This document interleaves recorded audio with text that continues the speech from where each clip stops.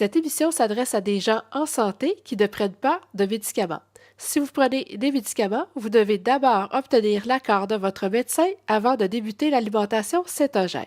Le but de cette émission est de vous transmettre mon expérience avec l'alimentation cétogène. Veuillez noter que je ne suis pas médecin ou nutritionniste. Les informations contenues dans cette émission ne doivent pas remplacer l'avis de votre médecin ou de votre nutritionniste. Bonjour, bienvenue à l'émission. Aujourd'hui, je vais vous parler de l'importance des protéines. Donc oui, en alimentation cétogène, on focus beaucoup sur les lipides, donc sur le gras, mais les protéines ne sont vraiment pas à négliger. En fait, les protéines sont aussi importantes que les lipides, même si on consomme les protéines de façon modérée. Donc, on recommande environ 25 grammes de protéines par repas. Donc, les protéines, c'est des blocs de construction que mon corps a absolument besoin pour bien fonctionner. Donc, il a besoin des protéines pour réparer les muscles, pour réparer les articulations, pour faire des hormones. C'est aussi important pour le système immunitaire. Donc, si je ne mange pas suffisamment de protéines, je vais manquer d'acides aminés. Et les acides aminés, c'est quoi? C'est des petits blocs de construction que mon corps a besoin. Puis il y a plusieurs acides aminés qu'on appelle des acides aminés essentiels. Donc ça veut dire que mon corps n'est pas capable de les fabriquer lui-même. Elle doit absolument provenir de l'alimentation. Si je ne mange pas suffisamment de protéines, je peux avoir des douleurs musculaires, des douleurs articulaires, parce que mon corps ne sera pas en mesure de faire les réparations nécessaires. Je peux aussi me sentir fatiguée parce qu'un manque de protéines peut nuire à la qualité de mon sommeil et puis aussi ça peut nuire à ma concentration parce que j'ai besoin de protéines pour sécréter la dopamine et la sérotonine qui sont deux hormones qui aident à la concentration.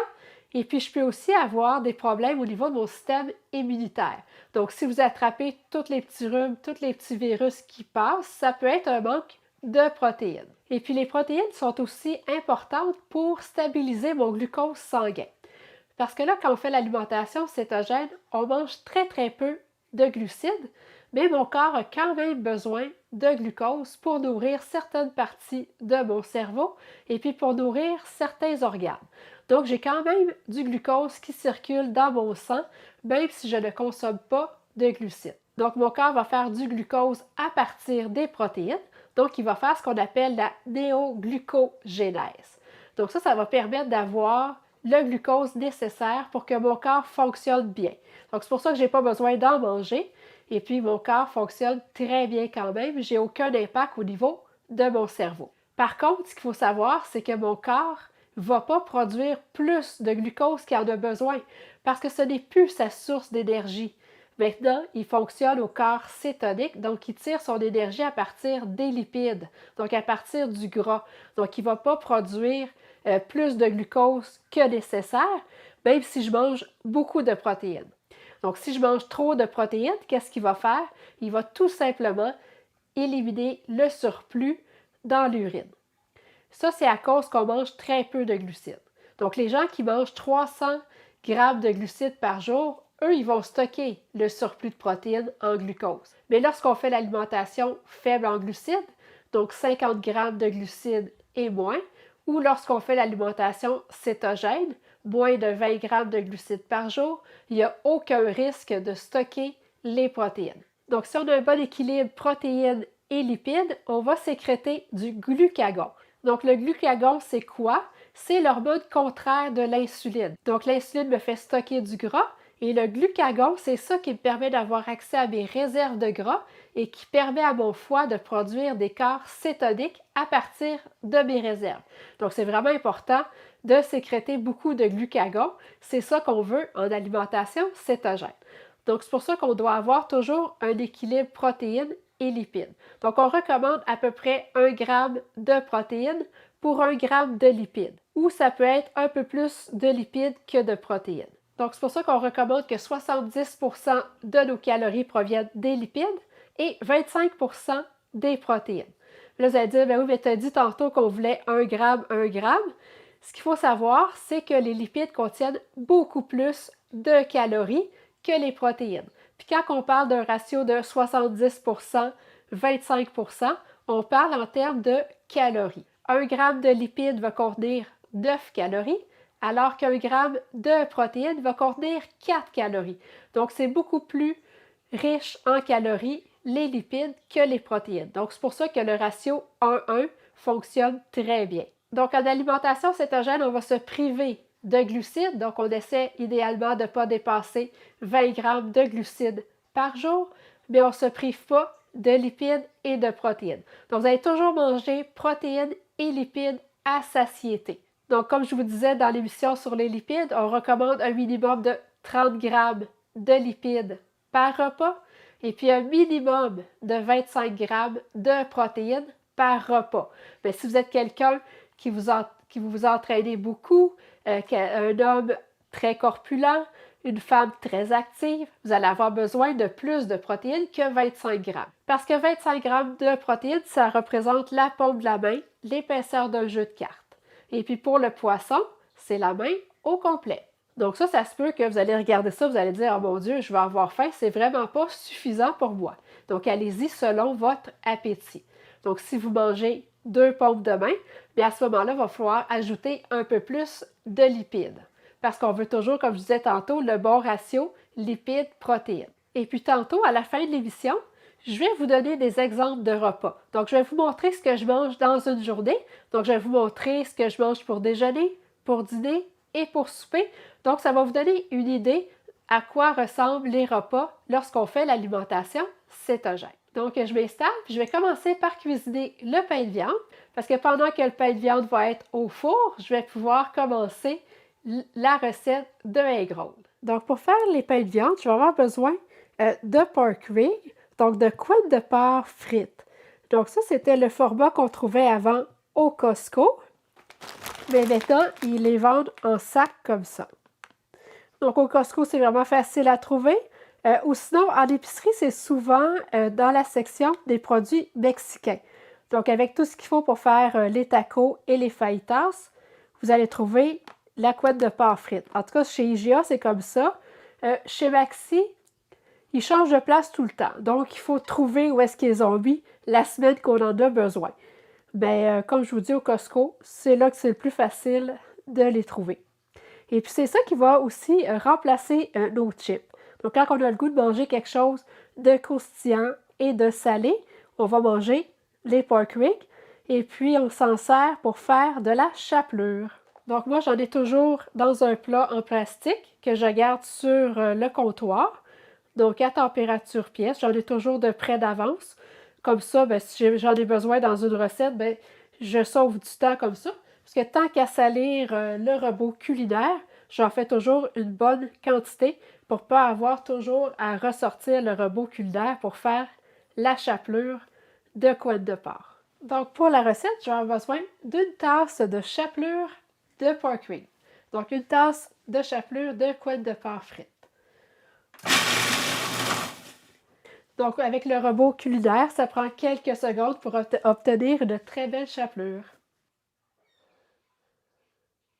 Donc, pour faire la recette, j'aurai besoin de bœuf haché. Moi, j'aime beaucoup le bœuf haché qu'on retrouve chez Costco. Donc, c'est un bœuf haché biologique. Donc, c'est quoi la différence entre la viande hachée qu'on va trouver à l'épicerie, la viande hachée biologique ou la viande hachée nourrie à l'herbe? Mais dans le fond, c'est que celle à l'épicerie, ça va être des animaux qui vont être nourris au grain, puis ça va être des grains qui vont contenir des OGM. Donc, je vais avoir des traces de Roundup, donc des traces de glyphosate dans ma viande. Et puis, comme l'animal va manger des grains au lieu de manger de l'herbe, bien, ça va être une viande un peu plus riche en oméga 6 qui va être inflammatoire aussi. Que la viande biologique, bien, l'animal va être nourri avec des grains biologiques, donc je n'aurai pas de traces de Roundup dans ma viande. Par contre, elle va avoir quand même le débalancement au niveau oméga 6, oméga 3, parce que ça ne va pas être des animaux nourris à l'herbe. Que si je choisis une viande nourrie à l'herbe, donc là, je vais avoir une viande qui va contenir beaucoup d'oméga 3, donc presque autant que dans un poisson. Donc, ça va être une viande qui va être beaucoup moins inflammatoire. Donc là, c'est vraiment une question de choix. Il faut aussi respecter ses moyens financiers. Mais si vous faites l'alimentation cétogène avec de la viande d'épicerie, il n'y a aucun problème. C'était juste pour vous expliquer la différence entre les différents types de viande. Donc, j'ai besoin d'une livre de viande hachée, donc 450 grammes. Donc là, moi, j'en ai 600, mais c'est pas grave. Je vais ajouter une demi-tasse d'oignons hachés finement, un œuf, la tasse de chapelure de coins de porc frites, un quart de cuillère à thé de poudre d'oignon, un quart de cuillère à thé de poudre d'ail, un quart de cuillère à thé d'assaisonnement à l'italienne. Faites attention à ce que vous achetez parce qu'il pourrait y avoir des mélanges d'épices qui contiennent du sucre. Donc, toujours lire les ingrédients. Donc, un quart de cuillère à thé de sel. Donc, ça ne prend pas beaucoup de sel parce que les coins de porc frites sont déjà salées. Et puis, un quart de cuillère à thé de poivre. Je vais préchauffer mon four à 350 degrés Fahrenheit. Donc là, maintenant, il me reste juste à bien brasser. Les pains de viande, ça se brasse bien avec les mains. Donc là, je vais répartir le mélange dans mon moule. Donc ça me fait vraiment des portions individuelles. Vous pouvez aussi prendre des moules à muffins, ça va bien fonctionner aussi. Ou vous pourriez faire un pain de viande standard. Il va juste falloir ajuster le temps de cuisson.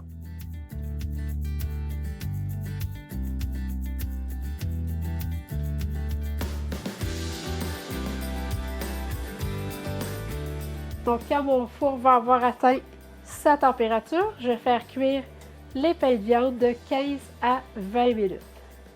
Donc, pour les egg rolls dans un bol, je vais avoir besoin de hacher du chou. Donc, moi, j'aime bien utiliser le robot pour faire ça. J'utilise la lame qui permet de hacher. Et puis, je peux choisir différentes hauteurs de lame. Donc, je vais le mettre à 2,5. Et puis, je vais avoir besoin de 4 tasses de chou râpé.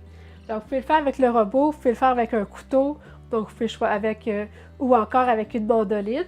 Donc, allez-y avec la façon qui vous convient le mieux.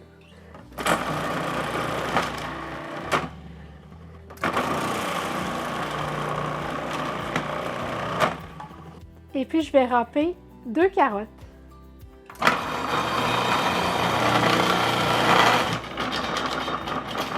Donc, il y en a qui vont vous dire que les carottes ne sont pas permises en alimentation cétogène. C'est pas vrai. On peut en manger. C'est juste qu'on va en manger moins qu'on en mangeait avant parce que oui, ça contient quand même des glucides. Donc, on va juste diminuer la quantité. Donc, même chose pour les oignons. On peut continuer à mettre des oignons dans nos recettes. C'est juste qu'on va en mettre un peu moins. Donc, je ne me ferai pas, par exemple, une soupe aux carottes. Bien, comme ça va être divisé en 4 portions. Donc, ça ne contiendra pas beaucoup de carottes par portion. Ça va juste donner un bon goût à la recette. Donc, pendant que les pains de viande sont au four, je vais avoir le temps de faire les egg rolls dans un bol. Donc, moi, aujourd'hui, je vais utiliser du porc haché. Mais vous pouvez vraiment utiliser la viande hachée de votre choix. Donc, c'est très bon avec du poulet haché, avec de la dinde hachée, même avec du bœuf haché. Mais aujourd'hui, je vais le faire au porc. Donc, je vais commencer par mettre de l'huile d'olive, donc environ une cuillère à soupe.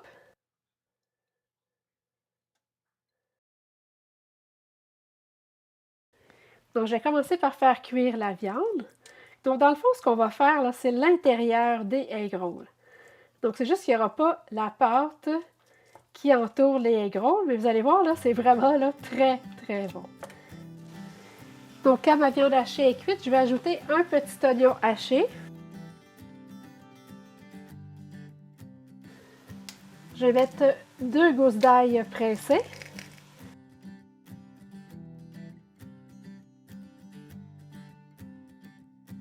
Et puis une cuillère à soupe de gingembre frais râpé. Donc, le gingembre frais, là, ça se conserve là, des années au congélateur. Donc, moi, je le mets dans un sac Ziploc au congélateur. Comme ça, j'en ai toujours sous la main. Et puis, avec la micro-plante, c'est vraiment ce qui va le mieux pour râper le gingembre frais. Et puis, je vais bien brasser. Et puis, je vais laisser cuire environ 5 minutes jusqu'à temps que les oignons soient bien cuits. Donc, je vais ajouter une cuillère à soupe d'huile de sésame rôti. Je vais ajouter 2 cuillères à soupe de sauce soya ou de sauce aminos. Ou sinon, j'aime beaucoup aussi utiliser la sauce tamari. Mais aujourd'hui, j'ai la sauce de noix de coco. Donc, c'est ça, dans le fond, qu'on appelle aminos. Mais juste faire attention à vos sauces soya. Elles pourraient contenir du gluten. Donc, 2 cuillères à soupe. Ensuite, je vais mettre 2 cuillères à thé de vinaigre de riz.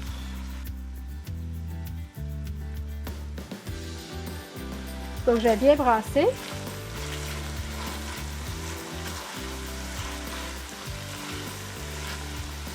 Donc, je vais ajouter mon chou râpé.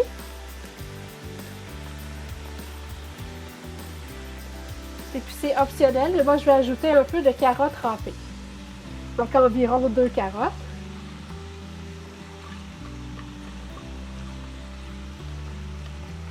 Je vais brasser.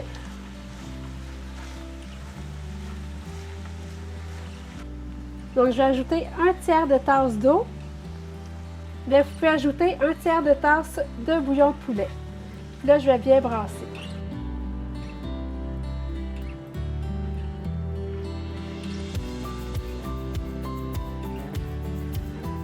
Donc, je vais ajouter du sel et du poivre.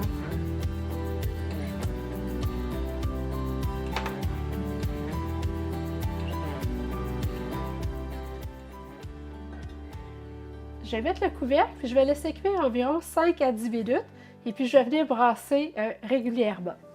Donc la cuisson est terminée lorsque le chou a la texture qui vous convient.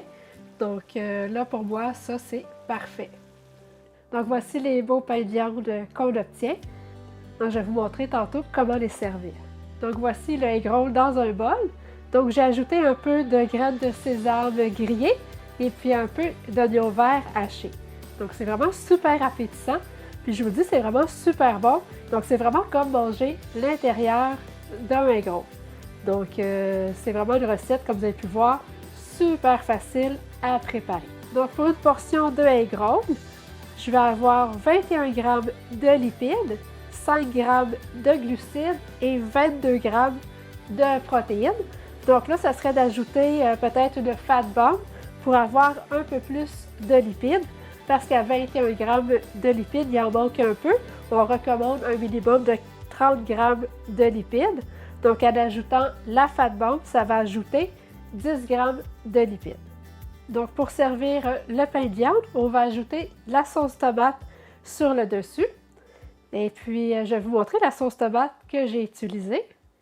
Donc j'ai bien utilisé la sauce tomate biologique. On la retrouve au Costco parce qu'elle a vraiment une très belle liste d'ingrédients et puis elle ne contient pas de sucre. Donc vous allez voir dans le tableau des valeurs nutritives, vous allez voir que oui, il y a 4 g de sucre, mais c'est le sucre naturel contenu dans les tomates. Donc il n'y a pas de sucre ajouté dans les ingrédients, donc c'est parfait. Donc pour une portion de pain de viande, je vais avoir 21 g de lipides, 3 g de glucides et 26 g de protéines. Donc ça va être important d'ajouter du beurre sur les asperges pour avoir suffisamment de gras. Parce qu'on recommande environ 30 g de lipides par repas. Et puis là, je suis à 21 g de lipides. Donc en ajoutant une cuillère à soupe de beurre, ça va ajouter 12 g de lipides. Donc je vous montre à quoi ça va ressembler une journée d'alimentation cétogène. Donc moi, pour déjeuner, j'aime beaucoup les muffins. Ça s'apporte très très bien au bureau. Donc je vais m'apporter 2 muffins. Donc ça va donner 44 g de lipides, 6 g de glucides et puis 12 g de protéines. Donc comme je vous disais tantôt, on veut un minimum de 25 g de protéines. Donc il va manquer un peu de protéines. Donc au niveau des lipides, je suis correct parce que j'ai besoin de 30 g de lipides et puis là j'en ai 44 dans mes 2 muffins. Donc pour combler mes protéines, ce que je vais faire, c'est que je vais ajouter un shake de protéines. Donc c'est ça ici. Donc je le fais dans du lait de cachou. Et puis ça va me donner 13 g de protéines. Donc j'utilise la poudre de petit lait de la marque Linfit. On la retrouve au Costco. Donc, c'est de la protéine de petit lait de vache nourrie à l'herbe et puis c'est sucré à la stevia. Donc, c'est une très, très belle qualité de poudre de protéines. Et puis, comme il me manquait à peu près seulement 13 grammes de protéines, ce que je fais, c'est que je vais mettre la moitié de la mesure parce qu'une mesure complète va me donner 24 grammes de protéines. Donc, comme j'avais 12 grammes déjà de protéines, je n'ai pas besoin d'ajouter 24 grammes de protéines. Donc, juste une demi-mesure, c'est suffisant. Donc, c'est sûr qu'idéalement, ça serait mieux d'aller chercher les protéines dans de la nourriture, mais moi, je trouve que c'est difficile au déjeuner de combler nos besoins en protéines, à moins de manger des œufs et du bacon à tous les matins. Donc, ça, c'est une belle façon de compléter les protéines avec la poudre de petit lait. Mais c'est bien important de comprendre que la poudre de petit lait ne peut pas remplacer un repas. Donc, on ne pourrait pas prendre un shake de protéines seulement puis penser qu'on a un repas parce que ça ne contient pas de gras. Et puis, nous, on a toujours besoin de lipides à chaque repas. Donc, ça doit toujours compléter un repas. Et puis, je voulais vous montrer une poudre de protéines sans saveur qu'on utilise pour faire le pain que je vous ai montré à la première épisode. Donc, j'en ai trouvé chez Maxi, donc la marque Choix du Président. Et puis, je la trouve quand même abordable comparée à ce qu'on trouve normalement sur le marché. Et puis, dans mon shake de protéines qui était à la vanille, je vais juste ajouter un peu de cacao. C'est juste pour varier les saveurs. Donc, c'est un cacao pur, sans sucre, que j'ajoute dans mon shake de protéines à la vanille. Ensuite, pour dîner, je me suis fait une sandwich avec les petits pains à la farine d'amande et à la levure alimentaire. Vous allez trouver la recette sur mon site. Et puis, j'ai utilisé le jambon de la marque Maple Leaf, mais le Natural Selection. Donc, très, très belle liste d'ingrédients. Donc, j'utilise soit celui-là ou le jambon de la marque du Breton, qui est un jambon biologique. Mais celui-là, il est vraiment très, très bien. Donc, voyez-vous, les ingrédients, c'est du porc, de l'eau, du sel de mer, du vinaigre, extrait de céleri. Donc, pour savoir combien de tranches de jambon je dois mettre dans ma sandwich, il faut que je consulte le tableau des valeurs nutritives. Et puis ça va me dire combien ça contient de protéines. Donc, voyez-vous, pour 3 tranches, j'avais 10 grammes de protéines. Donc, j'ai mis 4 tranches pour avoir 13 grammes de protéines. Mon pain contenait 7 grammes de protéines. Donc, mon pain avec mon jambon, je suis rendue à 20 grammes de protéines. Et puis, j'ai ajouté une tranche de fromage provolone qui était à 6 grammes de protéines. Donc là, ma sandwich contient 26 grammes de protéines, donc c'est parfait. Et puis, je vais accompagner ça d'une salade de choux, parce qu'avec le chou qui restait du egg roll, j'ai fait de la salade de choux. Et puis, j'ai mis 4 olives. Donc ça, c'est pour rajouter des lipides, donc rajouter du gras. Donc, mes petits pains contiennent 13 grammes de lipides. Les olives vont m'apporter 7 grammes de lipides, donc je suis rendue à 20 grammes de lipides. Le fromage provolone donnait 6 grammes de lipides. Donc, le beurre et la mayonnaise que j'ai mis dans ma sandwich, environ 10 grammes de lipides. Et puis, la salade de choux, 18 grammes de lipides.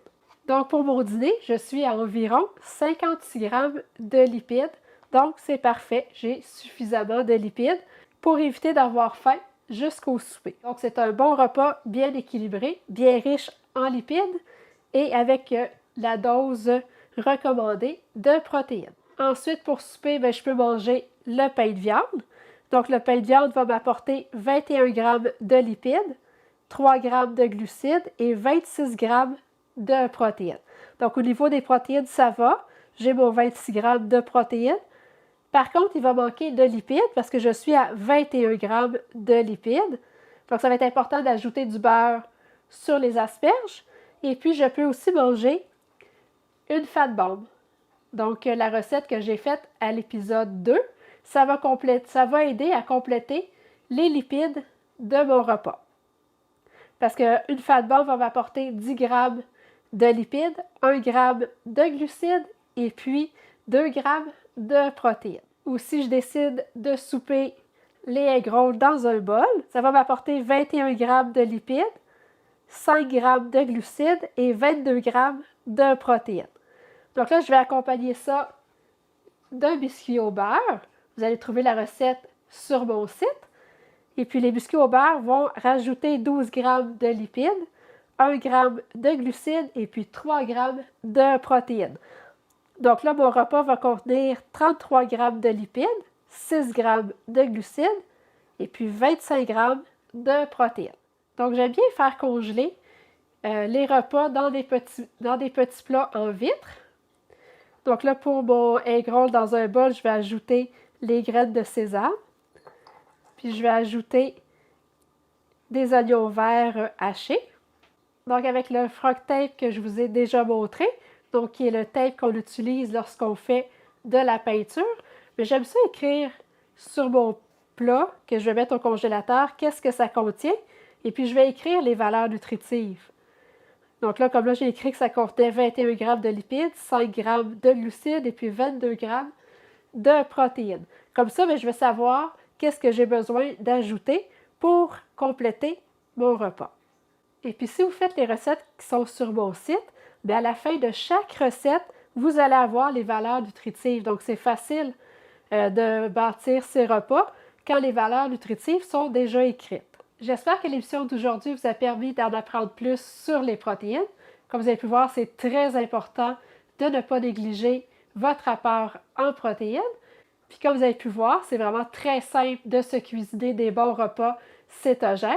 Et c'est bien pratique d'avoir toujours des repas préparés d'avance au congélateur. Comme ça nous évite de déroger. Merci d'avoir été là. Je vous félicite de prendre soin de votre santé et on se revoit bientôt.